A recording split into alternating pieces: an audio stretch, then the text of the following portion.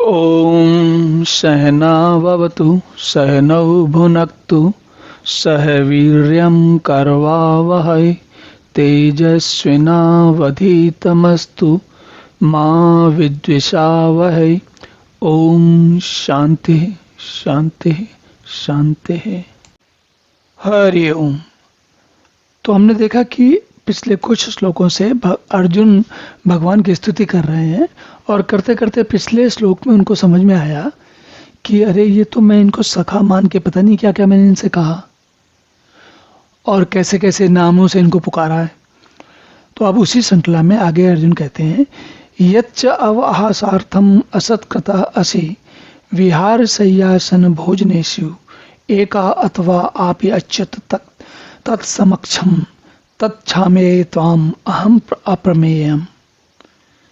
कह रहे हैं आपके साथ घूमते हुए असत्कृत कभी कैसा भी कुछ भी कह दिया और कभी सोते वक्त, कभी उठते वक्त, कभी जागते वक्त, कभी भोजन करते वक्त, कभी और लोगों के सामने, कभी कई बार मैंने आपको अपमानित अनजाने में ऐसा कह दिया है जो आपको नहीं कहना चाहिए था।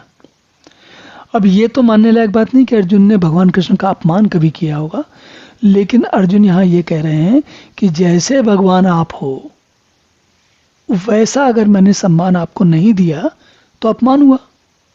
तो वो ये कह रहे हैं कि मैंने तो आपको अपने मित्रवत व्यवहार किया, मित्र की तरह व्यवहार किया और आप तो भगवान हो।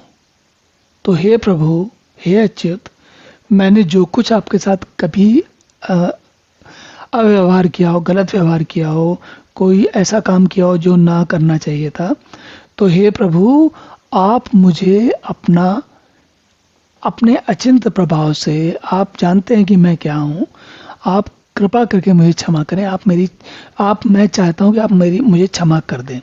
तो यहाँ पर कहते हैं कि हे प्रभु, देखिए यहाँ पर एक और अभी भी वो भाव है, अर्जुन के अंदर अभी भी वो भाव है कि आप मेरे मित्र हैं तो आप तो मुझे क्षमा कर ही देंगे।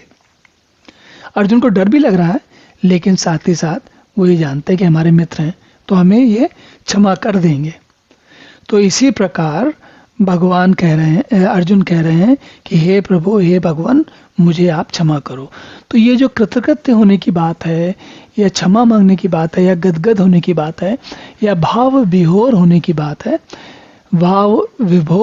बात है, तो ये सारी बातें अर्जुन की इस वक्त, इस समय बिल्कुल समीचीन है, बिल्कुल सही है।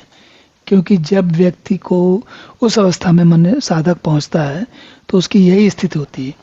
चलिए अब अगला श्लोक देखते हैं। ओम पूर्णमदः पूर्णमिदं पूर्णात् पूर्णमुदच्यते पूर्णस्य पूर्णमादाय पूर्णमेवावशिष्यते। ओम शांति शांति शांति।